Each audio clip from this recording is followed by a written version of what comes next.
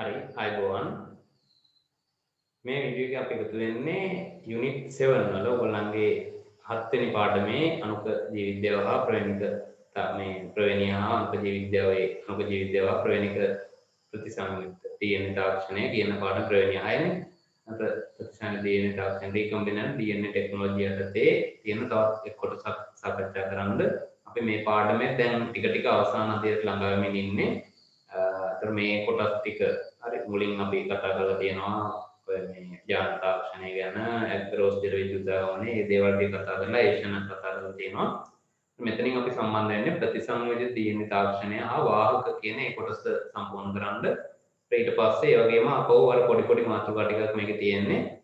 එතනින් පස්සේ ටික ලොකු මාතෘකාවක් විදිහට තියෙනවා GMOs. ඒ කියන්නේ genetically modified organisms. යාන විකරණය කළ ජීවීන් කියන මාතෘකාව යටතේ ටිකක් කරුණු තියෙනවා. ඒක අර අභිජානනය වගේ කොටසක්.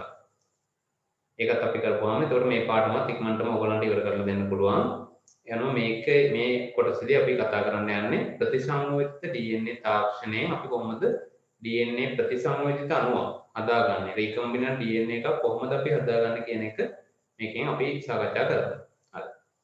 නම් මුලින්ම අපි දැනගන්න ඕනේ ප්‍රතිසංයෝජිත තාක්ෂණය කියන්නේ මොකක්ද කියන එක. ඒක මම මේ විදිහට පොයින්ට් වලින් අත්දැකීමක් හදනවා. විද්‍යාගාර තත්ත්ව යටතේ විද්‍යාගාර තත්ත්ව යටතේ වෙනස්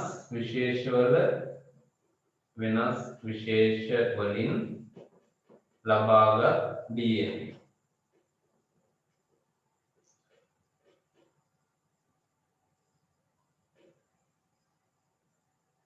සංයෝජනයෙන් නව ප්‍රවේණික සංකලන ඇති කිරීමේ ශිල්පකම. මෙන්න මේ ටිකට අදාළව අපි වර්ධකීමක් හදාගත්තා නම් හරි මොකද්ද ප්‍රතිසංයෝජිත DNA තාක්ෂණය කියලා කියන මොකද්ද කියලා අහුවොත් ඔය වෙලාවදී හරි ඔයගොල්ලෝ කියනවා මෙහෙම විද්‍යාගාර තත්ත්වයකදී වෙනස් විශේෂ වලින් ලබාගත් DNA එකිනෙක සම්බන්ධ කර නැත්නම් සංයෝජනය කර නව ප්‍රවේණික සංකලන ලබා ගැනීමේ ශිල්ප ක්‍රමය ප්‍රවේණික නැත්නම් ප්‍රතිසංයෝජිත DNA තාක්ෂණය. හරි ඒකට අර්ථ දැක්වීම හරි. මේ ගැන ඔයගොල්ලන්ට යම් කිසි අවබෝධයක් තියෙනවද? දැනට අපි ඥාන තාක්ෂණයේ සම්බන්ධව කොටස් ටික කතා කරපු නිසා මම හිතනවා ඇති කියලා. මෙහෙමයි සරලව දෙයක්. සරලව කියන්නේ මෙහෙමයි. අපි සමහරක් වෙලාවට අපිට අවශ්‍ය වෙනවා වෙනත් ජීවියෙකු ලවා අපේ වැඩ කරවා ගන්න. ඒක හොඳ නෑ තමයි නේද? කතෙන් බලනකොට එයා ඉන්නේ අපේ වැඩ කරලා දෙන්නේ නෙමෙයිනේ. එයාගේ වැඩ ටික කරලා එයා ඉන්නේ. නමුත් අපේ වැඩ සඳහා උදාහරණයක් විදිහට අපි කියමු හෝමෝනයක් නිපදවා ගන්න කියලා. අපි ඒක අර මයික්‍රෝබයොලොජි වල දෙනවා තියෙනවා. අපි ගොඩක් කර්මාන්ත වලදීම සමහර සුද්ධ ජීවීන් භාවිතා කරනවා අපේ හෝමෝන නිපදව ගන්නවා අපි යාළුවා. උදාහරණයක් විදිහට ඉන්සියුලින්. හරි ඉන්සියුලින් මානව ඉන්සියුලින් හදා ගන්නවා E. coli කියන බැක්ටීරියාව. ඒකෙදි කරන්නේ එයා මානව ඉන්සියුලින් නිපදවන කෙනෙක් නෙමෙයි. අපි කරන්නේ අපේ තියෙනවනේ ඉන්සියුලින් වලට අදාළ ජානය. ඒ ජානය මෙයාට සම්බන්ධ කරනවා. එයා ඒක සම්බන්ධ එයා බලන්නේ එයාගේ ප්‍රවේණික ද්‍රව්‍යයට අනුව එයාගේ වැඩේ කරන්නේ. ඒතකොට එයාගේ ප්‍රවේණික ද්‍රව්‍ය අපේ කැලලකුත් තියෙන නිසා එයා ඉන්සියුලින් හදනවා. මානව ඉන්සියුලින් හදනවා නේ. ඉතින් එයාට ඒක වැඩක් නැහැ. ඒක එයා අයින් කරලා දානවා. එතකොට ඒක අපිට ලබා ගන්න පුළුවන්. ඒක කරේ මේ රීකම්බිනන්ට් DNA ටෙක්නොලොජි එක. හරි. ඒ අනුව ඔය වගේ වැඩක් තමයි මේ වෙනස් විශේෂ වලින් ලබාගත් DNA එකට සංයෝජනය කරනවා කිව්වේ. ඒ කියන්නේ දැන් මානව විශේෂය කියන විශේෂයෙන් ලබා ගන්නවා DNA කොටස. ඒ කොටස අපි E. coli බැක්ටීරියාව ඇතුළට ඇතුල් කරනවා. අර DNA කොටස. ඒතර ඒ දෙකටම අදාළ එයාගේ තොරතුරු ටිකක් තියෙනවා. ඒ වගේම අපේ DNA වල තියෙන තොරතුරු ටිකක් එයා ගාව තියෙනවා. එයා කරන්නේ එයාගේ ක්‍රියාවලිය කරන ගමන් අපේ ඉන්සියුලින් උත් හදනවා. යන නව ප්‍රවේණික සංකලනය. නව ප්‍රවේණික සංකලනයක් විදිහට මේ தත්ත්වය ඇති කරා. ඒතකොට මේක තමයි තාක්ෂණය. ඒතකොට නව ප්‍රවේණික සංකලනයක් ඇති කිරීම අපි කියනවා මේ ප්‍රතිසංයෝජිත DNA තාක්ෂණය කියලා. සමහරක් වෙලාවට මේකෙම තව ටර්ම් එකක් තියෙනවා ප්‍රතිසංයෝජිත DNA අණුව. රීකම්බිනන්ට් DNA මොලිකියුල් එක. ප්‍රතිසංයෝජිත DNA අණුවක් කියලා කියන්නේ ඒකට වෙනම ප්‍රවේණික මේ අර්ථකීමක් නෑ වෙනම අර්ථකීමක්. ඒකට කියන්න තියෙන්නේ මේකෙන්මයි කොහොමද විද්‍යාගාර තත්ත්වයටදී වෙනස් විශේෂ ලබාගත් DNA කොටස් එකිනෙක සම්බන්ධ කර අර නව ප්‍රවේණික සංකලනයක් ඇති කිරීමට සෑදූ DNA අණු තමයි ප්‍රවේණික ප්‍රතිසංයුක්ත DNA අණු කියලා කියන්නේ. හැමතිස්සෙම මට ප්‍රවේණික කියලා කියන්නේ. ප්‍රතිසංයුක්ත DNA අණු කියලා කියන්නේ ඒ වගේ දෙයක්. එතකොට මෙහෙම ප්‍රතිසංයුක්ත DNA තාක්ෂණයක් නැත්නම් මේකේ ගොඩක් අපිට උපකාරී වෙලා තියෙනවා සාධක දෙකක්. හරි. ප්‍රධාන වශයෙන් සාධක දෙකක් ප්‍රධාන වශයෙන් උපකාරී වෙලා තියෙනවා මේ ප්‍රතිසංයුක්ත DNA තාක්ෂණය ඉදිරියට අරගෙන යන්න. එකක් තමයි DNA වල තියෙන රසායනික ව්‍යුහය. DNA වල රසායනික ව්‍යුහය සර්ව සමානයි. ජීවීන් අතර අනිවාර්යෙන් අපි දන්නවා අපි ජීවීන්ගේ දෙවෙනි පාඩමේ අපි කියනවා ජීවීන්ගේ ලක්ෂණ වල හැම ජීවියෙක්ම තමගේ ප්‍රවේණික ද්‍රව්‍ය විදිහට මොනවද දරනවද? DNA දරනවා කියලා. යනවා DNA වල තියෙන රසායනික ව්‍යුහය හැම ජීවියෙක් තුළම සමානයි. දැන් මෙහෙම ප්‍රශ්නයක් කරනවා ඕක වෙනස් වුණා නම් අනිවාර්යයෙන්ම අපිට මේ වැඩේ කරන්න හම්බෙන්නේ නැහැ. ඒ රසායනික ව්‍යුහය වෙනස්. දැන් අපේ DNA බැක්ටීරියාවේ DNA කියපුවම ඒක රසායනික ව්‍යුහය වෙනවා. රසායනික ව්‍යුහය කියන්නේ මොකක්ද? ඉතින් ඒක ඇදලා තියෙන මොලිකියුල්ස් අණු මොනවද? හරි ඒකට දාගලා තියෙන බන්ධන වර්ග මොනවද? ඒවනේ රසායනික ව්‍යුහය කියන්නේ. ඒවා වෙනස් වෙනවා. දැන් උදාහරණයක් විදිහට නයිට්‍රජන් ඒබට් විදිහට ඇඩෙනින් ගුවනින් තයිමින් සයිටෝසින් නැතුව වෙන වර්ගයක් තියෙනවා. හරි නැත්නම් ෆොස්ෆේට් කාණ්ඩ වෙනකොට වෙන කාණ්ඩයක් සම්බන්ධ වෙලා තියෙනවා. එහෙනම් අපිට කියන්න රසායනික ව්‍යුහයෙන් වෙනස් කියලා. නමුත් ඇත්තටම එහෙම නැහැ. DNA අණුවක් ගත්තාම ඒකේ රසායනික ව්‍යුහය සෑම ජීවියෙකුටම ලෝකේ ඉන්න පොදුයි. ඉතින් ඒ නිසා ඒකට උදව්වක් අපේ ඕනෑම ජීවියෙක් අතර මේක හොමාරු කරන්න ඒක නිකන් ඉතින් හොමාරු කරනවා කියන මේ බෝල පාස් කරනවා වගේ කරන්න බෑ මේක. නමුත් අපිට විද්‍යාගාර තත්ත්වය යටතේ පරීක්ෂණාත්මක තත්ත්වය යටතේ මේක කරන්න පුළුවන්. ජීවීන් අතර ඕනෑම වෙලාවක ජාන හොමාරු කරන්න අපිට හැකියාව තියෙනවා. එකක් ඒකට හැකියාව තියෙන ප්‍රධානම හේතුවක් වෙනවා. ඒකේ පදනමක් වෙනවා. මොකද්ද? රසායනික ව්‍යුහය සමානයි. DNA වල රසායනික ව්‍යුහය සමානයි. දෙවෙනි එක තමයි ප්‍රවේණිකේතය සාරවත්‍ර වීම. ප්‍රවේණිකේතය. මේක ගොඩක් වැදගත්ම කුසලන දෙයක් නේ. ඒ කියන්නේ DNA අණු තිබුණාට විතරක් වැඩක් නෑ. DNA අණුවේ තියෙන තොරතුරු ටිකෙන් වෙන්නේ මොකද්ද කියන එකත් වැදගත් වෙනවා. දැන් අපි පොඩ්ඩක් මතක් කරගත්තොත් DNA අණුවෙම තියෙනකොට DNA අණුවේ තියෙන එක්තරා පරමාණුකින් ඊළඟට හදනවා mRNA එකක්. මේක DNA නම් මේකෙන් පිටපතක් විදිහට mRNA එකක් හදනවා. මේ mRNA එකෙන් හදනවා amino acid. මේ amino. එතකොට අපි දන්නවා ප්‍රවේණිකේතය කියලා එකක් තියෙනවා. ඒවෙන් කෝඩෝන නැත්නම් DNA භාෂ්ම ත්‍රිත්වයක් ගන්න තමයි එක amino අම්ලයක් සඳහා කේත සපයන්නේ. DNA වල භාෂ්ම ත්‍රිත්වයක්, ඒකෙන් mRNA වල භාෂ්ම ත්‍රිත්වයක්, ඒ වගේකට අපි කියන කෝඩෝනයක් කියලා. ඒතර කෝඩෝනයකට mRNA භාෂ්ම ත්‍රිත්වය තමයි කෝඩෝනයක් කියන්නේ. හරිද? මේ කෝඩෝනයකට අනුරූපී එක් amino අම්ලයක් තියෙනවා. මෙයාට අනුරූපී එක් amino අම්ලයක් තියෙනවා. ඒතර ඒ amino අම්ලය දැන් මෙතන ප්‍රවේණිකේතයේ සාරවත්‍රය කියලා කියන්නේ මේ කෝඩෝනය. අපි කිව්වොත් මෙහෙම AUG නම් එයාගෙන් එන අනිවාර්ය amino අම්ලය මෙතියොනින්. ඒක මිනිහගෙත් එහෙමයි මානවයාගෙත් එහෙමයි ඊට පස්සේ බල්ලෙක්ගේ ගත්තත් එහෙමයි මූදින මාළුවෙක්ගේ ගත්තත් එහෙමයි පියාඹන කුරුල්ලෙක්ගේ ගත්තත් එහෙමයි ගැඩවිල් කොණුවෙක්ගේ ගත්තත් එහෙමයි කොටින්ම කියනවා නම් ප්‍රාග්නාස්ටික් බැක්ටීරියාවගේ ගත්තත් ඒත් එහෙමයි AUG වලින් කෝඩෝනයක් නිරූපණය වෙනවා නම් ඒකෙන් එන amino අම්ල වෙන හැමතිස්සෙම ඇතිවෙනවා ඒකයි ප්‍රවේණිකේතය සමානයි කියන්නේ. ඒතකොට එතන වෙනසක් තියෙනවා DNA වල රසායනික ව්‍යුහය ප්‍රවේණිකේතය. එතන වෙනසක් තියෙනවා පැහැදිලිවම DNA ඇදලා තියෙන විදිය DNA වල රසායනික ව්‍යුහය ඒකත් සමානයි. ඒක වෙනස් වුණා නම් ඒකට අපිට බෑනේ මෙයාට මේක සම්බන්ධ කරන්න අපේ එක. ඒ වගේම ප්‍රවේණිකේතය සමානයි. ඒ ප්‍රවේණ දැන් DNA එක අපි කියමු සමානයි ගැටලුවක් නැහැ. හැබැයි ප්‍රවේණිකේතය වෙනස් කියලා. එහෙම වුණොත් අපිට අවශ්‍ය වෙන ප්‍රෝටීනය නෙමෙයි මෙයා හදන්නේ. දැන් අපේ DNA එකෙන් mRNA එකක් හදලා ඒකට අදාළ ප්‍රෝටීන විදිහට ඉන්සියුලින් හදනවා නම් ඒ වගේම E. coli ගත්තාම E. coliගේ කෝඩෝන පිළිවෙල වෙනස් නම් එයා මේ amino අම්ල විදිහට සමහරක් වෙලාවට වෙන amino අම්ල තීරණය කරනවා වෙන්න පුළුවන්. එතකොට එහෙම වුණා නම් එන්නේ වෙනත් amino අම්ල පිළිවෙලක් ඒ කියන්නේ ඉන්සියුලින් නෙමෙයි. තේරුණා මම කියන්නේ. ඒ අනුව ප්‍රවේණිකේතය වෙනස් වුණොත් එයා භාවිත කරන්න බෑ අපේ ඉන්සියුලින් හදන්න. එයා හදන්න වෙන ප්‍රෝටීනයක් කොහෙවත් තියෙන. අපේ ජානය දැම්මත් එච්චරයි වෙන එකක් නෑ ප්‍රතිඵල එන්නේ. මොකද එයා තොරතුරු කියවන්නේ වෙන විදිහකට. වුණොත් මම කියන්නේ. හරි. මොනවත් එහෙම වෙනස් විදිහේ ඇමයිනෝ අම්ලයක් හැදෙනවා. වෙනස් විදිහේ මේ ප්‍රෝටීන් එක තමයි මේ ප්‍රතිඵල වෙන්නේ. නමුත් එහෙම නැහැ. ප්‍රවේණිකයේදී හැමතිස්සෙම සරල සමානයි.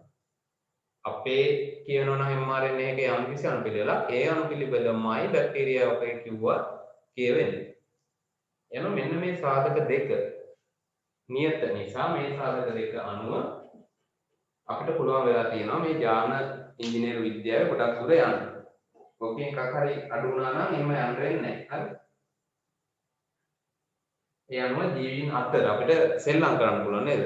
ඥාන වලින් හරි සෙල්ලම් දාන්න පුළුවන්. එහෙම සෙල්ලම් දාන්න වෙලා තියෙන්නේ මේ දෙක සමාන වෙන නිසා. මේ දෙක මේ දේවල් ටික අපිට හම්බෙලා තියෙන නිසා තමයි හරි අපිට මේ සෙල්ලම් දාන්න පුළුවන් වෙලා තියෙන්නේ. ඒකට මේවා කෘෂි කර්මාන්තයේ වෛද්‍ය විද්‍යාව හරි ඊට පස්සේ ආපහු කර්මාන්ත වලට විවිධාකාර කර්මාන්ත වලට මේවා අපි බහුලව යොදා ගන්න භාවිතයන් වෙලා තියෙනවා වර්තමාන වෙනකොට ඕගොල්ලෝ නම් නොදැනුවත්ව භාවිතා කරනවා ඇති අනිවාර්යයෙන්ම මේ වගේ දේවල් දැන් ඉන්සියුලින් කියලා කියන්නේ කෙලින්ම වෙන කොහෙවත් ගන්න යන්නේ නෙමෙයි මේ ඥාන ඉංජිනේරු විද්‍යාවේ හරි රීකම්බිනන්ට් DNA ටෙක්නොලොජි එකෙන් ගන්න දේවල් හරි හොඳයි එතකොට ඒ ටික තමයි මේ පදනම ඒ කියන්නේ මූලික හැඳින්වීමක් විදිහට ප්‍රවේණික ලුවායේ ප්‍රතිසංයුත DNA තාක්ෂණයේ මූලික දේවල් ටික ඊට පස්සේ බලන්න ඕනේ මේකේ අපි කොහොමද කරන්නේ කියන්නේ මේක ශිල්ප ක්‍රම නැත්නම් මේකේ කොහොමද අපි ප්‍රවේණික මේ ප්‍රතිසංයුත DNA තාක්ෂණය නැත්නම් ප්‍රතිසංයුත DNA අණුවක් කොහොමද අපි හදාගන්නේ කියන එක අපි ඊළඟට බලමු. ඒක මෙහෙමයි.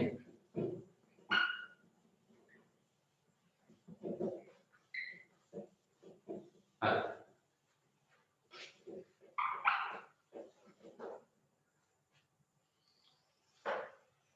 මුලින්ම අපි දැන් ඉගෙනගෙන තියෙනවා DNA වල වැඩ ඉගෙනගෙන තියෙනවා තාක්ෂණ ඥාන තාක්ෂණයේ යන එක එක ඥාන තාක්ෂණ ශිල්ප ක්‍රම ඉගෙනගෙන තියෙනවා ඒ නිසා අපිට එක එකක් වැඩිදුර විස්තර කිරීමක් අවශ්‍ය වෙන්නේ නැහැ. අපි මුලින්ම කරන්නේ විසංගමනය. DNA විසංගමනය කරනවා. ඒක ඕගොල්ලෝ දන්නවා. ඒ කියන්නේ අපිට හම්බ වෙන්නේ නැහැ DNA කියලා පැකට් එකක් විදිහට හම්බ වෙන්නේ නැහැ. අපිට හම්බ වෙන්නේ සෛල ටිකක් කොහෙන් හරිනේ. ඒ සෛල ටික අපි බින්ද හෙලලා ඒවා කරලා DNA ටික එළියට ගන්න ඕන. ඒක තමයි විසංගමනය. ඊළඟ විසංගමණයෙන් පස්සේ අපි සීමා එන්සයිම් වලින් කපන්න ඕනේ. හරි. සීමා එන්සයිම් මගින් කැපීම. සිද්ධ කරන්න ඕනේ. ඒක කපල ඉවරලා නිකන් තිබ්බට හරියන්නේ නැහැ. ඒක වෙන් කර ගන්න ඕනේ. හරි. එහෙනම් මොකද භාවිත කරන්නේ? ඇගරෝස් ජෙල විද්‍යුතාගමනය.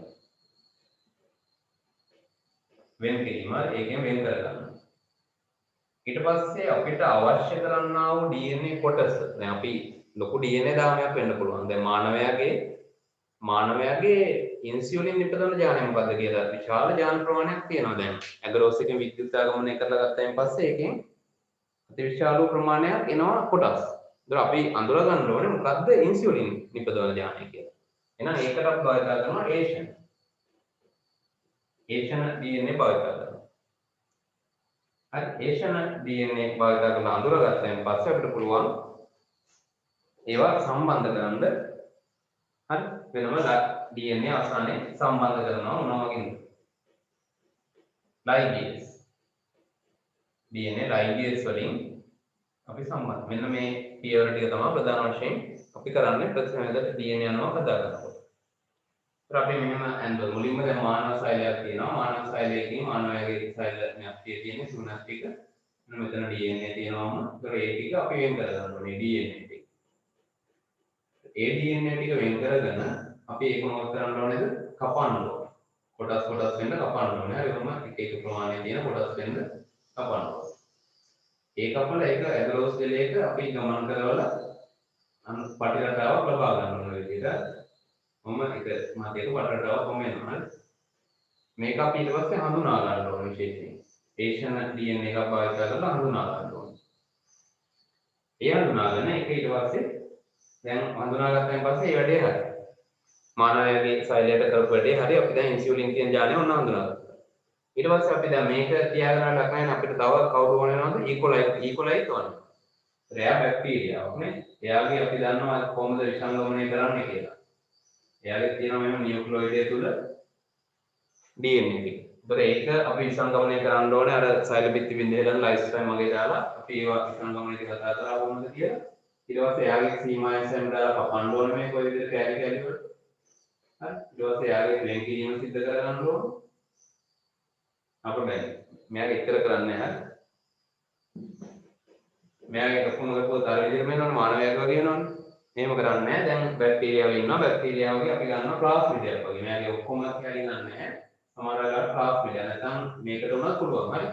ප්‍රධාන DNA දාමයට උනත් පුළුවන්. හැබැයි අර අපි පාවිච්චි කරන්නේ මෙතන සීමා එන්සයිම් එක කිව්වේ. සීමා එන්සයිම් මගින් කැපීමනේ මේ කරන්නේ. ඒතර ඒ සීමා එන්සයිම් මගින් මෙයාගේ DNA එක කපන්න එක පාවිච්චි කරන්න ඕනේ. ඒතකොට ඒක හරියටම තැනින් අවශ්‍ය තැනින් කැපෙනවා. මෙයාගේ මේ DNA දාමේ තියෙනවා නම් ඒක හරියට මේ අවශ්‍ය තැන් දෙකෙන් කැපෙනවා. හරි. අවශ්‍ය තැනකින් කැපෙනවා. ඊට පස්සේ අපි කරන්නේ එයාගේ මේ අන්ත ලබාගත් DNA දාමය බැක්ටීරියාවට සම්බන්ධ කරනවා. ඒ දේ කරන්න පුළුවන්. හරි. ඒක ඒ අර අපි දාන සීමා එන්සයිම අපි තෝරා ගන්න ඕනේ. ඒ කියන්නේ මෙයාගේ DNA එක කපන සීමා එන්සයිම දැන් මෙතන අනිවාර්යයෙන්ම ඉන්සියුලින් නිපදවන ජානේ ඒ අදාළ තැනින් කැපෙනවනේ. ඒ වගේම බැක්ටීරියාව තුලත් ඒක ඒ විදිහටම කපන්න එයා ක්‍රියාත්මක වෙනවා. යනවා අපි ඒක පැහැදිලිව සඳහන් කරන්න ඕනේ මේකෙදි අපි ජීවීන් දෙන්නෙක්ගේ මේක කරනවා නම් අපි එකම එන්සයිම් එක යොදාගත්තොත් අනුපූරක විදිහට එයාගේ කැපීම සිද්ධ වෙනවා. ඒතර අපිට පුළුවන් ඒක සම්බන්ධ කරන්න ඊට පස්සේ මේ DNA එක මෙතෙන්ට ලයිගේස් වලින් සම්බන්ධ කරගන්න පුළුවන්. දැන් මෙතන තියෙන මේ DNA කොටස අපේ එක. බැක්ටීරියාවගේ මෙතන තියෙන එක දැන් අපේ එකක් වෙනවා. ඊට පස්සේ ඒක අපිට භාවිත කරන්න පුළුවන් එයාගෙන් ඉන්සියුලින් නිපදවා ගැනීම සඳහා. හරි. ඊට පස්සේ මේකෙදි අපි කියනවා මෙහෙම දැන් මේ විදිහට මේ අපි ඔය දේශියෙන් අපි ඔය කිව්වට මෙහෙම ඇතුල් කරනවා කියලා ඒක ලේසිපහසු කටයුත්තක් නෙමෙයි. කියන්නේ මේ DNA මේකට මෙහෙම කරනකොට අපි කියනවා insert. එහෙම නැත්නම් ඇතුල් කරනවා. එහෙම නැත්නම් තව වචනයක් මේකට කියනවා නිවේෂණය. නිවේෂණය කරනවා කියලා DNA නිවේෂණය කරනවා. එතකොට මේ නිවේෂණය කරන එක ගොඩක් අසීරු ක්‍රියාවලියක්.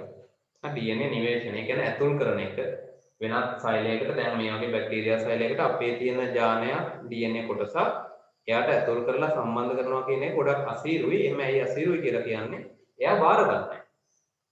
දැන් අපේ තියෙන අපේ රුධිර ගණයක් දැන් අපිට වෙන කෙනෙක්ට දැන් රුධිරය නැත්නම් පටකය දේ කොටසක් දේ අවයවයක් නේ බද්ධ කරන්න හරි අමාරුයි. අපි හැමතිස්සෙම ගොඩාක් අර රුධිර ගන්න ඒවා ගලපලා බද්ධ කරා වුණා ඒත් සමහරක් වෙලාවට රිජෙක්ට් වෙනවා ප්‍රතික්ෂේප වෙනවා. ඒ වගේ ක්‍රියාවලියක් මෙතනත් වෙනවා. නිවේෂණය කරගන්නේ ගොඩක් අසීරු ක්‍රියාවලියක්. ඉතින් ඒ අනුව අපිට සිද්ධ වෙනවා සමහරක් වෙලාවට මේ වගේ එක කෑල්ලක් අරගෙන තිබ්බට එයා නිවේෂණය කරගන්නේ නැහැ.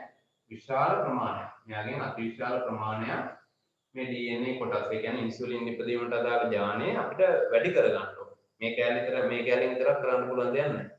හරි විශාල ප්‍රමාණයක් අරගෙන අර වගේ තැනකට දැම්මොත් එතකොට අපිට සම්භාවිතාවයක් තියෙනවා වැඩි සම්භාවිතාවයක් තියෙනවා ඒක තමන්ගේ බැක්ටීරියා විසින් තමන්ගේ ප්‍රවේණික සංයුතියට තුරත් කර ගැනීම වෙන විදිහෙන් කිව්වොත් නිවේෂණය කර ගැනීමේ වැඩි සම්භාවිතාවයක් එනවා අපි කොටස් වැඩිපුර භාවිත කරනවා. ඉතින් මේ විදිහට කොටස් ටික වැඩි කරගන්න අපි භාවිත කරන එකක් තමයි ක්ලෝන කරණය කියලා කියන්නේ. මොකද්ද? ක්ලෝන කරණය. භාවිත කරලා ගොඩක් වෙලාවට කෙටි DNA දාම හරි මේ විශාල DNA දාම ක්ලෝන කරණය කරන්න අපි භාවිත කරන්නේ නැහැ. හරි ක්ලෝන කරණය කියන තාක්ෂණයේ හරි කුඩා DNA කොටස් විශාල ප්‍රමාණයක් අපිට ලබා ගන්න පුළුවන්. ඒ කියන්නේ ගුණනය කර ගැනීම තමයි ක්ලෝන කරණයේදී වෙන්නේ. DNA දාමය ගුණනය කරගන්න. හරි. එහෙනම් ඒ කොටස් ටික එතනින් හරි. ඊට පස්සේ දැන් මේ අවබෝධ වුණානේ.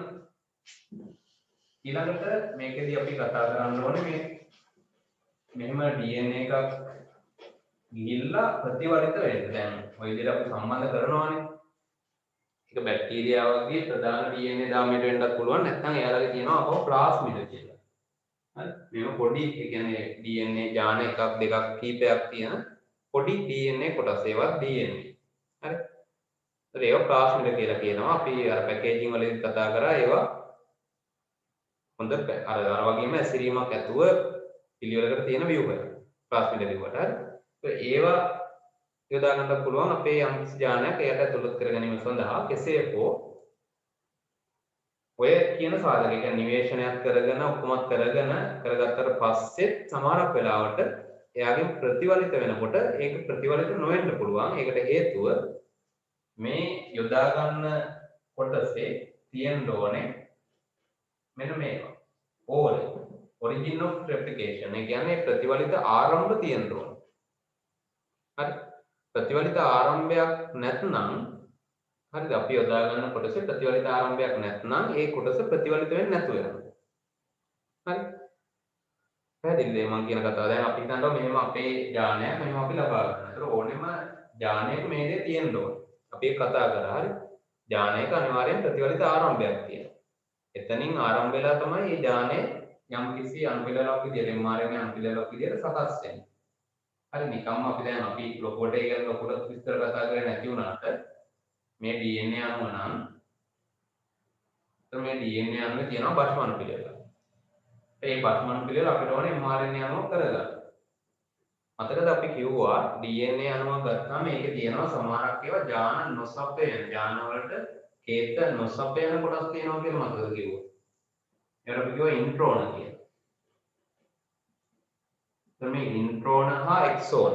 එක්සෝන කියන්නේ ඥානයකට තොරතුරු. ඒ කියන්නේ තොරතුරු සපයන කොටස්. ඉන්ට්‍රෝන කියන්නේ තොරතුරු නොසපයන කොටස්. එතකොට මේ එක්සෝන ප්‍රතිවර්ත වෙනවා වගේම mRNA එකට අපි කියනවා pre-mRNA එකක් තමයි මුලින්ම එන්නේ කියලා. එතකොට මේකට අර ඉන්ට්‍රෝන එක්සෝන දෙකම එනවා. ඒ කියන්නේ තොරතුරු හේත සපයන කොටස් වගේම නැති කොටස්. මේ ටික හේත නොසපයන. ඉන්ට්‍රෝන එකකින් මේක ආවේ. එතකොට හේත නොසපයන ඒවා mRNA වලක් තියෙනවා. හැබැයි ඒක pre-mRNA. ඊට පස්සේ pre-mRNA සකසනවා. සැකසීම කරලා mRNA හදා ගන්නවා. එතකොට එයාගේ තියෙන හේත සපයන අනුක්‍රමයක් පමණයි. එහෙමනේ අපි ආවේ. ඒ අනුව මෙතනදී අපි එකක් කිව්වා ඉන්ට්‍රෝන අනික එක්සෝන නේ. එක්සෝන. දැන් මේ එක්සෝනය ගත්තායින් පස්සේ එක්සෝනය සමන්විත වෙනවා. ඒකෙත් තපව කොටස් තියෙනවා. ඒ කියන්නේ අපි දැන් තවදුරටත් මේක හදාරමින් යනකොට මේකෙත් කොටස් තියෙනවා. හරි. ඥානයක දැන් මෙහෙම තියෙනවා නම් ඔන්න තියෙනවා ඥානයක්. මේකේ මේ තියෙන අපි කියනවා එක්සෝනය කියලා කියමුකෝ. මේ දෙපැත්තම තියෙන ඉන්ට්‍රෝන. එක්සෝන එක ගත්තාම එක්සෝන එක ආපහු තියෙන කොටස් ඒ ප්‍රධාන කොටස් තමයි මෙන්න මේක ප්‍රතිවලිත ආරම්භය. එයාගේ තියෙනවා ප්‍රතිවලිත ආරම්භය origin of replication. මෙයා තමයි මේ ඥානයට අදාළ ප්‍රතිලේඛනය වෙන්න අදාළ වෙන තොරතුරු සපයන්නේ. එයano අපි යොදා ගන්නවා නම් ඉන්සියුලින් ඥානය ඒ ඉන්සියුලින් වල තියෙන්න ඕනේ මේ විදිහේ ප්‍රතිවලිත ආරම්භය. එහෙම ආරම්භයක් නැතුව ගියොත් සීමා එන්සයිම් වලින් කැපිලා එහෙම ආරම්භයක් නැතුව ගියොත් හරි මේ කොටස විතරක් තිබුණොත් හරි මේ කොටස විතරක් තිබුණොත් එයාට ප්‍රතිවලිත වෙන්න බෑ. ඒතකොට එයා සාමාන්‍යයෙන් මොකක් විදිහටද අර ඉන්ට්‍රෝනයක් විදිහට තමයි ඒතකොට අර අතෙන්ට සම්බන්ධ කරගෙන පස්සේ එයාව ගණන් ගන්න. ඉතින් ඒ නිසා සමහරක් වෙලාවට අපිට අවශ්‍ය වෙනවා මේ ප්‍රශ්නේ මගහැර ගන්න අපි කරන්නේ අර වගේ තැනකට නැතුව අපි මේක කෙලින්ම බද්ධ කරනවා ප්ලාස්මිඩ් එකට. ප්ලාස්මිඩ් එකට මෙන්න මේ වගේ ප්ලාස්මිඩ් එකට සම්බන්ධ කරනවා. එතකොට මේ ප්ලාස්මිඩ් කියන ඒවා සාමාන්‍යයෙන් ප්‍රතිවලිත වෙද්දී අර මේ ප්‍රවේණික ද්‍රව්‍ය වල ප්‍රතිවලිත වීමෙන් ස්වාධීනව තමයි ඒගොල්ලෝ ප්‍රතිවලිත වෙන්නේ. කියන්නේ මෙතන මෙයා ප්‍රතිවලිත වෙන්නේ සෛල විභාජනය වෙන්නනේ. හරි බැක්ටීරියා සෛල දෙකට බෙදෙන්න ආවම තමයි මෙයා විභාජනය වෙන්නේ. ඊට පස්සේ යාගේ විභාජනයක් අපිට ලැබෙන්නේ නැහැ. නමුත් ප්ලාස්මිඩ් එක ගත්තාම එයාගේ ස්වයං ප්‍රතිවලිත ඒකකයක් විදිහට අපි සලකනවා. හරි self replication unit. ස්වයං ප්‍රතිවලිත ඒකකය. එහෙම කියන්නේ මොකේකටද? ප්ලාස්මිඩ් එක. ස්වයං ප්‍රතිවලිත ඒකකය. එයා තනියෙන් එයාට ප්‍රතිවලිත වෙන්න පුළුවන්. ප්‍රතිවලිත වෙලා කොපීස් හදන්න පුළුවන්. ඒ නිසා එයාට තමයි අපි ගොඩක් වෙලාවට ওই ඥාන ඉංජිනේරු විද්‍යාවෙන් හරි ප්‍රතිසංයුක්ත DNA තාක්ෂණයෙන් එයාට තමයි ගොඩක් වෙලාවට අපි ඥාන බද්ධ කරන්නේ. විශේෂ බැක්ටීරියා වල වගේ ඉන්න ඒ DNA එක ලබා දෙන්න පුළුවන් කෙනා විදිහට එයාව පාවිච්චි කරනවා. අන්න ඒ වගේ කෙනෙක් අපි කියනවා කවුරු කියලාද? වාහක කියලා. ඊළඟට අපි යන්නේ නම් වාහක ගැන පොඩ්ඩක් කතා කරන්න විස්තර ටිකක්.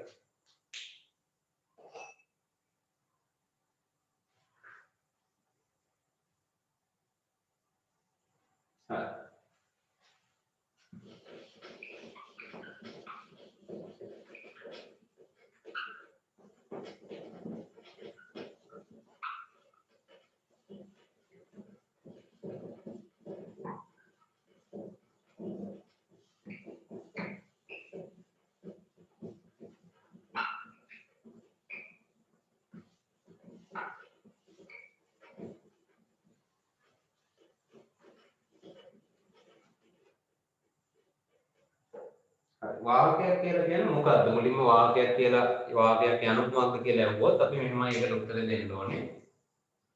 DNA ගුණනය එහෙම නැත්නම් ක්ලෝනකරණය කියලා අපිට කියන්න පුළුවන්. ගුණනය හෝ ක්ලෝනකරණය සඳහා වෙනත් අණුවකට රැගෙන යන යානාවන්. හරි. DNA ගුණනය හා ක්ලෝනකරණය සඳහා අපි කියනවා වෙනත් සෛලයකට එහෙම නැත්නම් අපි කියනවා නම ධාරකයකට. ධාරක සෛලයකට රැගෙන යනවා. මෙන්න මේ පොයින්ට්ස් ටික ආවනම් හරි වාහකයක් යන කුමක්ද කියලා අහුවම DNA අණුවක් DNA කොටසක් හරි අණුවක් කියන්නේ අපි DNA කොටසක් ගුණනය හෝ ක්ලෝනකරණය සඳහා ධාරක සෛලයක් වෙත රැගෙන යන යානාවන්. හරි වෙහිකල්ස් වගේ හරි. එහෙනම් මෙයා තමයි ට්‍රාන්ස්පෝර්ට් කරන්නේ. ප්‍රවාහනය සපයන්නේ වාහක මගින්. ප්‍රධාන වශයෙන් වාහක විදිහට ක්‍රියා කරනවා ප්ලාස්මිඩ්. අපි දැන් තේරෙන්න කතා කරන්නේ ප්ලාස්මිඩ් භාවිත වෙනවා වාහක විදිහට ආපහු භාවිත වෙනවා මේ ප්ලාස්මිඩ් සහ ප්‍රධාන වශයෙන් බැක්ටීරියා භක්ෂක. ඒ මොනවද බැක්ටීරියා භක්ෂක කියලා කියන්නේ? වෛරස්. බැක්ටීරියාවට ආසන්දනය වෙන වෛරසයක් ඉන්නවා බැක්ටීරියා භක්ෂක කියලා බැක්ටීරියෝෆේජ් කියලා කියනවා. ඒයාලත් අපිට පුළුවන් හරිද? සමහර වෙලාවල් වල වාහකයක් විදිහට භාවිත කරනවා. හරි. දැන් ඒතර වාහකයක් ගත්තයින් පස්සේ මේ වාහක අපිට දායක වෙනවා නම් මේ ඒතර වාහකයක් තියෙන පොඩි අයිඩියා එක මොකද්ද වාහකයක් කියන්නේ? දැන් අපි මෙහෙම තියනවා සෛලයක්. අපේ මානව සෛලයක් කියලා කියන්නකො. ඒතර එයාගේ නැස්තිය තියෙන යම් DNA දාමයක් තියෙනවා. අපි ඒකෙන් හරි ඇදලොස් දෙල විදුලි දාමනය කරලා සීමා එන්සයිමනේ කපලා ඔක්කොම කරලා අපි DNA කොටසක් වෙන් කරගන්නවා. ඔය වෙන් කරගත්තේ. ඉතින් මේ DNA කොටස අපිට ඕනේ E. coliට ඇතුල් කරන්න. එහෙම නැත්නම් අපි ඒකට කියන ලස්සන නම මොකද්ද? නිවේශනය කරන්න. මෙන්න ඉන්නවා E. coli. ඉතින් අපි කරන්නේ මෙයාට මේක මෙහෙම ඇතුල් කරගන්න ඕන තියෙනවා. නමුත් දැන් මේ මෙහෙම සෛලයක් තුල තියෙද්දි යාගේ ක්‍රියා වැඩි වෙන්නේ නැහැ. හරි. මෙතන ප්ලාස්මිඩය තියෙනවා. ඉතින් අපි කරන්නේ මෙයාගේ ප්ලාස්මිඩය වෙන් කරගන්න. ඒක කරගන්න පුළුවන්. හරි. ප්ලාස්මිඩය වෙන් කරගන්න පුළුවන්. දැන් තාක්ෂණ ශිල්ප ප්‍රමාණය ප්ලාස්මිඩය මෙයාගේ වෙන් කරගන්න පුළුවන්. ඊට පස්සේ මේ ප්ලාස්මිඩයට අපි මේක සම්බන්ධ කරගන්න ඕනේ. එහෙනම් සම්බන්ධ කරන්න නම් ප්ලාස්මිඩය මෙහෙම තිබිලා හරියන්නේ නැහැ. මේක චක්‍රීය DNA එක මේක කපන්න ඕනේ. තව විශිෂ්ට ස්ථානවල මේ ප්ලාස්මිඩය කපන්න ඕනේ. ඒ කපන්නේ සීමා එන්සයිම් මගින්. එතෙන්දි ගොඩක් වෙලාවට ගන්න දැන් මෙතන ඉන්සියුලින් වෙන් කරන්න අපි ගත්තාම සීමා එන්සයිම් ඒකම ගත්තාම හරි. ඒතර අර අනුපූරක විදිහට එයාව කැපෙනවා.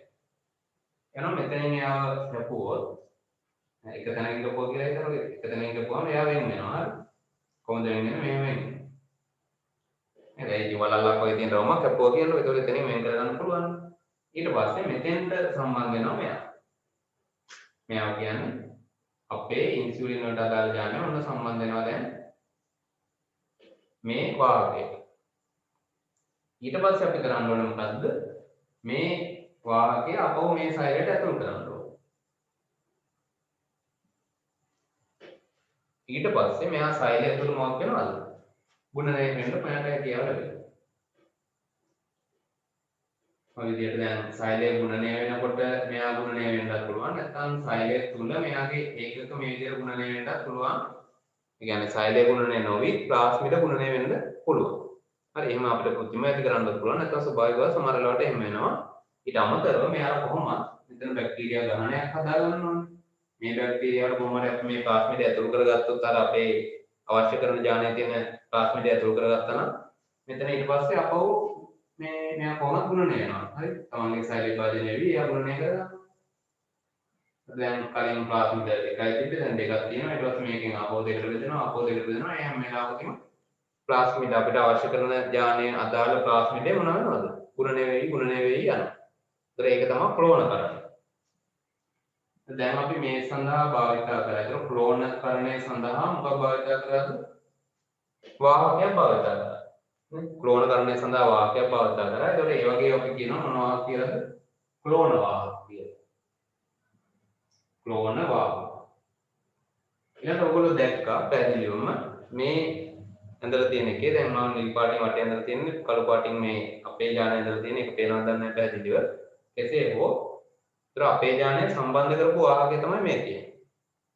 ඒ කියන්නේ බාහිර වෙනත් ජීවියෙකුගේ යාන කොටසක් DNA කොටසක් දැන් මෙයාගේ ඇතුලේ තියෙනවා. කලින් තිබ්බේ නැහැ. කලින් නොතිබුණු එකක් දැන් මෙයාගේ ඇතුලේ තියෙනවා ආගන්තුක DNA කොටස. ඒ අනුව මේක අපි කියනවා ප්‍රතිසංයෝජිත වාහකයක් කියලා අපිට හඳුන්වන්න පුළුවන් අවශ්‍යයි. ක්ලෝන වාහකයක් කියන්න පුළුවන් ක්ලෝනකරණය නිසා. ඒ වගේම අර වෙනත් DNA කොටසක් තියෙන නිසා මේකට අපි කියනවා ප්‍රතිසංයෝජිත වාහකයක් කියලා. හරිද? දැන් ඔන්න ඒ කතා ටික ටික ටික පැහැදිලි කරගන්නවා එතනින්. හරි. හරි. ඊට පස්සේ දැන් මේ ක්‍රියාවලිය. ඒ කියන්නේ වාහකයක් කොහොමද ඇතුල් කරගන්නේ? ওই ක්‍රියාවලිය තව පොඩ්ඩක් දැනගන්න. ඒක මම කෙටියෙන් ඔයගොල්ලන්ට පැහැදිලි කරලා දෙන්නම්.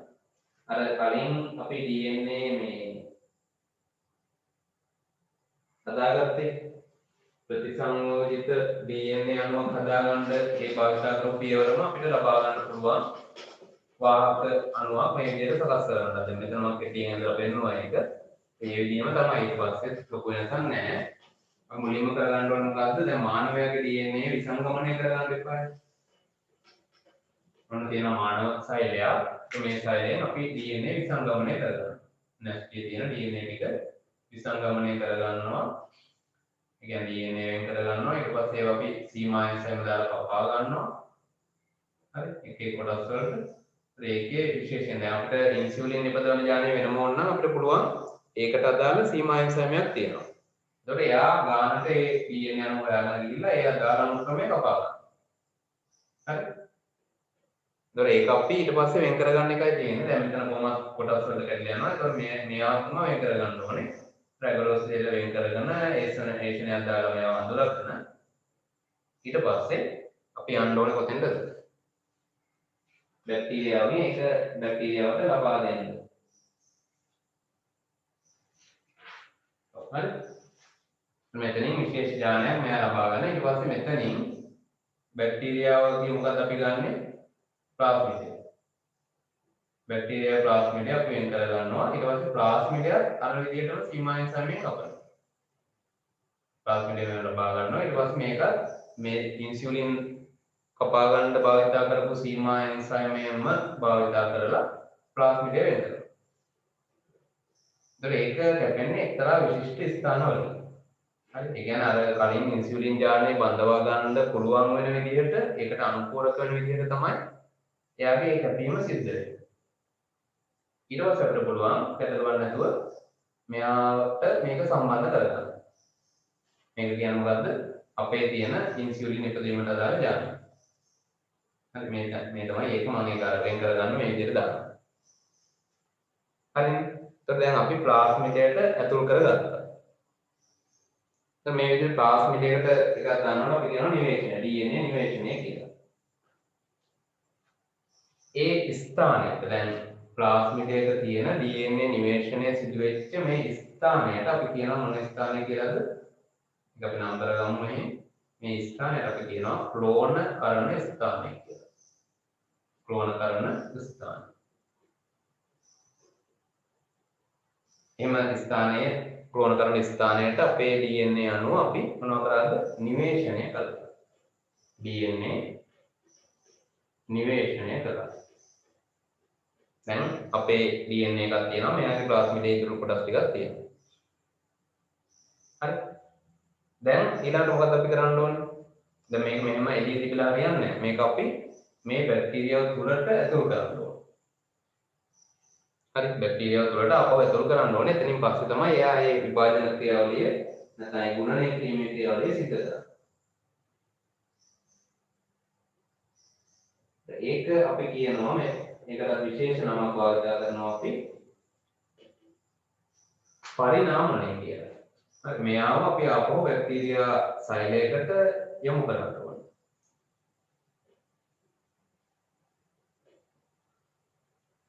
මේ තුළට ඇතුල් කරන්න ඕනේ. බැක්ටීරියා සෛල මෙහෙම කියනවා නම් ඒකට ඇතුල් කරන්න ඕනේ. එතකොට ඒකට අපි කියනවා පරිණාමණය කරනවා කියලා. පරිණාමය නෙමෙයි පරිණාමණය. ද පරිණාමණය කියන එකටත් අපි අත්දැකීමක් හදාගත්තොත් හරි ඒකදී අපි මෙහෙම කියනවා ධාරකයෙකුගේ වටාපිටාවෙන් බහිර්ජනනය ධාරකයෙකුගේ වටාපිටාවෙන් බහිර්ජනනය DNA ඒ කියන්නේ මොකද්ද ධාරකයා තුල පවතින දැන් ධාරකයා වෙන්නේ කවුද වාහකයාව දරන කෙනා තමයි ධාරකයා වෙන්නේ හරි ඒතකොට ඒ කියන්නේ බැක්ටීරියා සයිඩ් එයාගේ වටාපිටාවෙන් බහිර්ජනනය කියන්නේ එයාගේ සීමාවෙන් නැති වෙනත් DNA කොටසක් සහිත වෙනත් කොටසක් DNA එයාගේ බාහිර පරිසරයෙන් නැත්නම් එයාට අදාළ නැති DNA කොටසක් එයාගේ සෛලය තුලට ඇතුල් වෙන එක. ඇතුල් වෙන මොකක් කරාද? ප්ලාස්ම පටලය හරහා. එහෙනම් මේකදී අපි කියනවා පරිණාමයේදී ධාරකයේ වටාපිටාවෙන් බහිර්ජනනය DNA ඔහුගේ ප්ලාස්ම පටලය ප්ලාස්ම පටලයෙන් සෛලය තුළට ඇතුල් කර ගැනීම. හරි? ප්ලාස්ම පටලයෙන් සෛලය තුළට ඇතුල් කර ගැනීම තමයි අපි කියන්නේ පරිණාමණය කියන්නේ. මේ තුලින් මොකද්ද වෙන්නේ? ප්‍රවේණිකව වෙනස් වීමක් මෙයාගේ ප්‍රවේණික සංයුතිය වෙනස් වීමක් සිද්ධ වෙනවා. ප්‍රවේණික සංයුතිය වෙනස් වෙනවා. හරි නේද? ඒ ප්‍රවේණික සංයුතිය කලින් තිබ්බ ප්ලාස්මිඩය නෙමෙයි දැන් තියෙන්නේ. ඒ අපේ මානව ඉන්සියුලින් වලට අදාළ ජානයකුත් දැන් මෙයාට ඇවිල්ලා. ඒකත් එක්ක මෙයාට පරිණාමණය වුණාන් පස්සේ මෙයා තුළ තියෙන සමස්ත ප්‍රවේණික සංයුතිය අනිවාර්යයෙන් වෙනස් වෙනවා. ඒ ප්ලාස්මිඩයේ තියෙන කලින් ප්‍රවේණික සංයුතිය නෙමෙයි. ඒකත් අපි පරිණාමණයට එකතු කරනවා නම් හොඳයි මේ විදිහට. ඒක පරිණාමණයට අත්දැකීමක් විදිහට ධාරක වටපිටාවෙන් බහිර්ජන DNA හරි ප්ලාස්ම පටලයෙන් ඇතුළත් කර ගැනීමෙන් ප්‍රවේණික සංයුතිය වෙනස් කර ගැනීම වෙනස් වීමේ ක්‍රියාවලිය අපිට කියන්න පුළුවන් පරිණාමණය කියලා. ධාරක ජීව වෙන්නේ මේ. ධාරකය ඇතුළට අර වාහක DNA එකත් එක්ක වාහක අණුව අපි ඇතුළු කරනවා. ඒකෙදි තව එක දෙයක් අපි කියන්න ඕනේ මෙන්න මෙතනදී මේ ක්ලෝනකරණ ස්ථානයක් ගැන කිව්වනේ. එතකොට මේ ක්ලෝනකරණ ස්ථානය තියෙන්න පුළුවන් කෙනෙකුගේ දැන් සමහරක් ජීවීන් තුළ තියෙනවා ක්ලෝනකරණ ස්ථාන කීපයක්. හරි. ක්ලෝනකරණ ස්ථාන කීපයක් තියෙන්න පුළුවන්.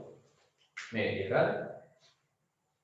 ඒ කියන්නේ දැන් ප්ලාස්මිඩයක් අපිට එක ලොක් කරලා මේ විදිහට ඇඳුවොත් මේ ප්ලාස්මිඩයේ තියෙන්න පුළුවන් ක්ලෝනකරණ ස්ථාන කීපයක්. ඒ කියන්නේ අර සීමා එන්සයිමයෙන් කපන ස්ථාන මේ විදිහට කීපයක් තියෙන්න පුළුවන්. මේ ස්ථානයේ එක එන්සයිමයක් සඳහා දායක වෙනවා. X කියලා කියමු. ඊට පස්සේ මේ ස්ථානයේ තව එන්සයිමයක් Y කියලා. තව මෙහෙන් තව සීමා මේ ක්ලෝනකරණ ස්ථාන තියෙන්න පුළුවන්.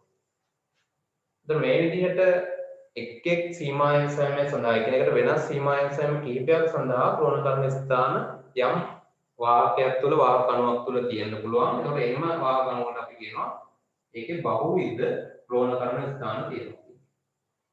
බහුවිධ ක්ලෝනකරණ ස්ථාන. multiple cloning sites. හරි බහුවිධ ක්ලෝනකරණ ස්ථාන තියෙනවා කියලා මේ වගේ ප්‍රශ්න දාන්න. හරි. ඒතර මේ දේවල් ටික තමයි ඔයගොල්ලෝ ප්‍රධාන වශයෙන් දැනගන්න ඕනේ ඔය වාහක වලට අදාළ හැඳින්වීම. මෙන්න මේකට ඒ කියන්නේ මෙහෙම දැන් අපි මේ විදිහ අපේ මානව ඉන්සුලින් DNA කොටසයි ඊට පස්සේ මෙයාගෙන් කපපු කැල ටිකයි තියෙනවනේ. ඒ කියන්නේ මෙහෙම මේ තියෙන අපේ මානව ඉන්සුලින් ටික මේ තියෙන්නේ බැක්ටීරියාවගේ ප්ලාස්මිඩයේ කපලා දැන් එකක් නෙමෙයි අපි මේක කරන්නේ. හරි. අපි කියවන කලින් DNA නිවේශනය සෛලයකට නැත්නම් වාහක අණුවකට ඒක අසීරු පියවරක්. ඒ කියන්නේ මෙයා මේක ගන්නෙ නෑ. ගොඩක් වෙලාවට ප්‍රොජෙක්ට් කරනවා ප්‍රතික්ෂේප කරනවා. ඒ නිසා අපි කරන්නේ මේ විදිහට ගණනාවක් විශාල සංඛ්‍යාවක් මේවා එක මාධ්‍යයක දාලා තියෙනවා. එතන මේවා ඊට පස්සේ බැඳෙන්න ඕනේ ලයිගේස් වලින් ලයිගේස් එන්සයිමෙන් මේ ප්ලාස්මිඩයට අපේ DNA කොටස බැඳෙන්න ඕනේ. ඒකට අපි කියනවා සමෝදානය වෙනවා කියලා. කැපූ කොටස් සමෝදානය වෙන්න අපි කියනවා කියලා අපි කියනවා. හරි. ඊට පස්සේ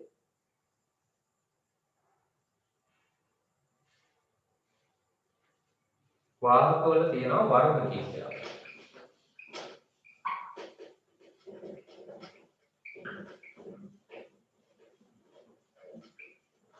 වැඩිම භාවිතා කරන දැන් අපි කියවනේ ප්ලාස්මිඩයි බැක්ටීරියා භක්ෂකයි ප්‍රධාන වශයෙන් ගන්නවායි කියලා. ඒ ප්ලාස්මිඩ වල තියෙනවා මෙන්න මෙහෙම වර්ගයක්.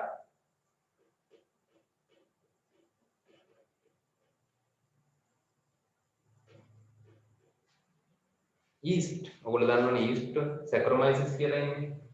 එයාගේ තියෙන ප්ලාස්මිඩයක් අපි භාවිතා කරනවා ගොඩක් වෙලාවට සැක්‍රොමයිසිස්. එයාගේ ප්ලාස්මිඩ තියෙනවා. එයා බැක්ටීරියාවක් නෙමෙයි, එයා සෝනස්ටික ජීවියෙක්. හැබැයි එයාගෙත් අපිට දකින්න පුළුවන් එයාගේ සෛලය ඇතුලේ ප්ලාස්මිඩ. හරි, එයාගේ DNA ටික නැස්ටිකින් ආවරණයට හොඳ DNA ටිකක් තියෙනවා. නමුත් එයාගේ ප්ලාස්මිඩයක් තියෙනවා. අර අතිරේක ජාන දරන ඒ වගේ කොටස්. එයාගේ ප්ලාස්මිඩත් අපි භාවිතා කරනවා විශේෂ හේතුවක් මත. බැක්ටීරියාව දැන් ඊකොලයි වගේ බැක්ටීරියාවගේ ප්ලාස්මිඩ ගන්නවා ඒක හරියි. නමුත් මේ ඊස්ට්ගේ හරි ඊස්ට්ගේ තියෙන ප්ලාස්මිඩත් අපි භාවිතා කරනවා විශේෂ හේතුවක් තියෙනවා. ඒක තමයි සෝනස්ටිකෙන් තුල ගොඩක් වෙලාවට මෙයා භාවිතා කරන්න පුළුවන් වී. එනවා සෝනස්ටිකෙන් සෝනස්ටික ධාරකයක් තුල එයාගේ ප්ලාස්මිඩය පහසුවෙන් භාවිතා කරන්න පුළුවන්. හරි සෝනස්ටික පද්ධතිය තුල ක්‍රියා කරන නිසා ඒකේ වෙනත් වාසියක් තියෙනවා. කාගෙද ඊස්ට්ගෙන් ගන්න ප්ලාස්මිඩ වලට. ඒක තමයි අපි කියන්නේ මෙන්න මේ නම. ඒකේ දිග ඒ කියන්නේ සිංහල නම එන්නේ ඊස්ට් කෘත්‍රිම වර්ණදේය කියලා.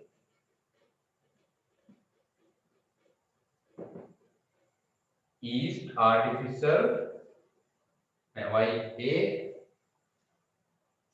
හරි S නෙමෙයි ඒ S එක වෙන එක YAC නේ වර්ණදේයට කියන ක්‍රෝමෝසෝම් එකයි මම රියැක් කියලා කියන්නේ හරි ඊස්ට් ආටිෆිෂල් ක්‍රෝමෝසෝම්ස් වර්ණදේයට කියන ක්‍රෝමෝසෝම්ස් නේ ඊස්ට් කෘත්‍රිම වර්ණදේය කියලා අපි ඒක සිංහලෙන් කියනවා. ඒතකොට මේ අදහස් වෙන්නේ මේකේ අදහස තමයි එක්තරා අපි ගන්න ප්ලාස්මිඩ වර්ගයක්. හරි මහ ලොකු දෙයක් නෙමෙයි මේක. අමුතුවෙන් බය වෙන්න කියලා දෙයක් නෑ. මේකෙන් කියන්නේ ඒකයි. දැන් මෙයාව මේ වර්ණදේය කියලා කියලා කියනවා. ඒකට හේතුව තමයි මේ ප්ලාස්මිඩ ආකාරයේ ව්‍යුහවල තියෙනවා සෙන්ට්‍රොමියර් අණුක්‍රම. ඒක වැඩි අවබෝධයක් නෙමෙයි. කියන්නේ සරල දෙයක් සෙන්ට්‍රොමියර්. දැන් අපි දන්නවා වර්ණදේයක තියෙනවා සෙන්ට්‍රොමියරයක් මැද වන්නට මෙහෙම තියෙනවා සෙන්ට්‍රොමියරයක්. එනවා ඝන වීම ගොඩක් අධික වෙලා ඒ ප්‍රදේශය සිහින් වෙලා මේ ප්‍රදේශයට අපි කියනවා සෙන්ට්‍රොමියරය කියලා. මේ සෙන්ට්‍රොමියර එක තියෙන අනුක්‍රම ගත්තාම ඒවා සුවිශේෂී අනුක්‍රම වෙනවා. ඒව අපිට දකින්න පුළුවන් වෙනවා මේ ඊස්ට්ගේ තියෙන ප්ලාස්මිඩ ආකාරයේ ව්‍යුහය. හරි ඒ නිසා තමයි අපි කියන්නේ සෙන්ට්‍රොමියර අනුක්‍රම එයාගේ තියෙනවායි කියලා. ඒතර ඒ වගේම එකේ තව එකක් තියෙනවා ස්වයංපාලක ප්‍රතිවලිත අනුක්‍රම. ARS. ඒක තමයි ඉතින් තියෙන්නේ. හරි. යක් වල තියෙනවා ARS. ඒ කියන්නේ මොනවද? Artificial Replication Sequences. स्वयंपालक autonomous artificial में अरे autonomous स्वयंपालक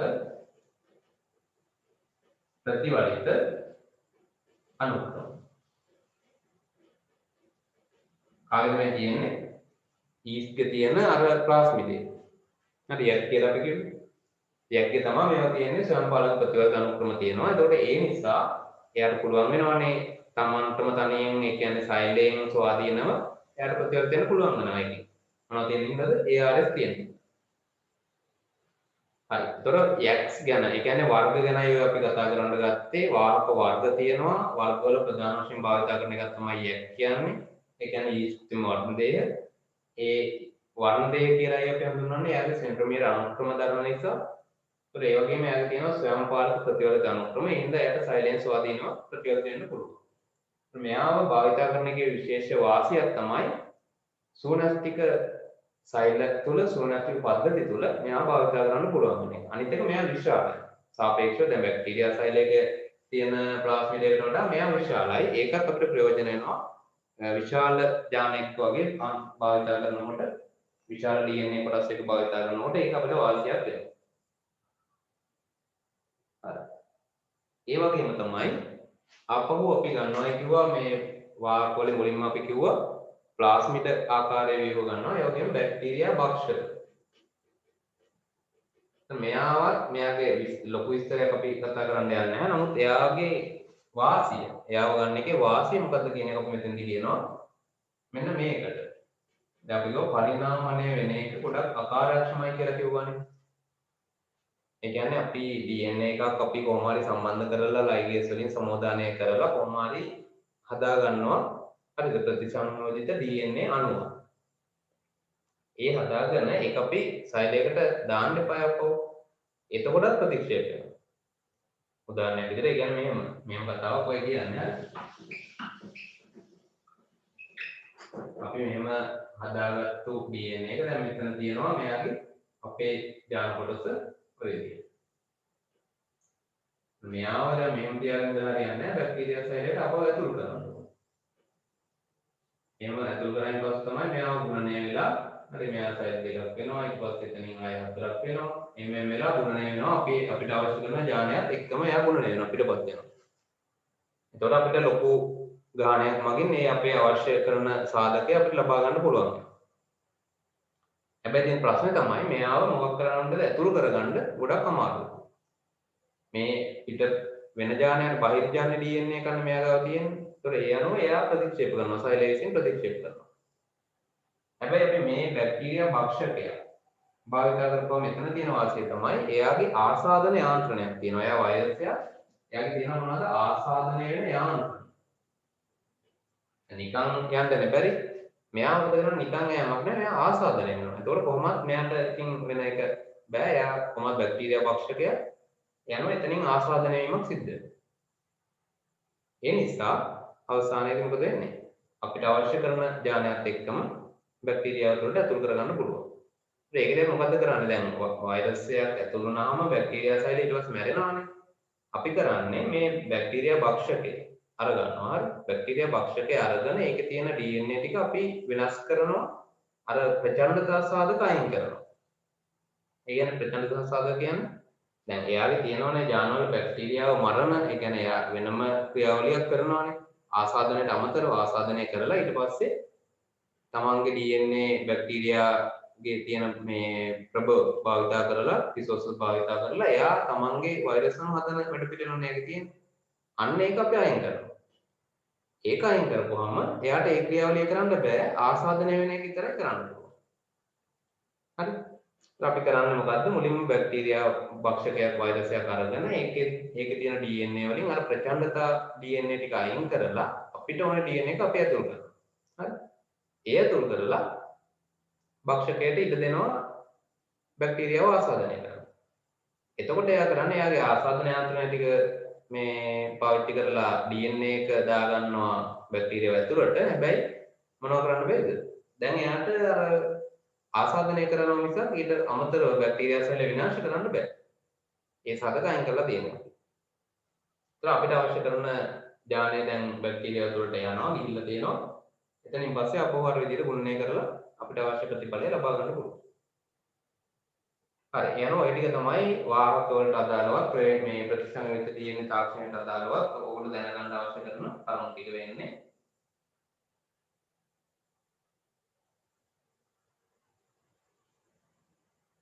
හරි.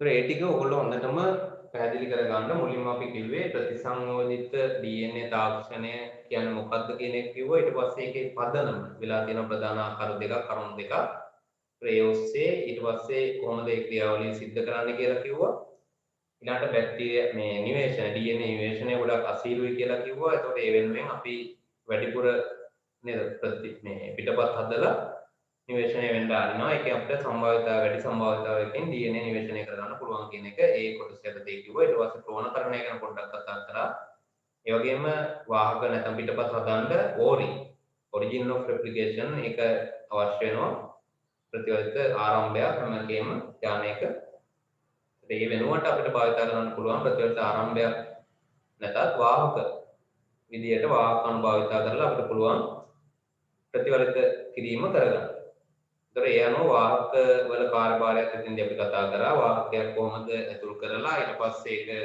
DNA එකතු වෙන්න නිවේෂණය වෙන්න සමෝදානය වෙන්න ඉඩ හැරලා ඊට පස්සේ අපි කරන්න ඕනේ පරිණාමණය සෛලයකට ඒක ඇතුල් කරගන්න ඕනේ අපව අපි ප්‍රතිසංයෝජිතව හදපු ප්ලාස්මිඩය නැත්නම් වාහකය සෛලයකට ඇතුළත් කර ගැනීම අපි කියව පරිණාමණය කියලා එතනින් පස්සේ ආය ගුණණය වගින්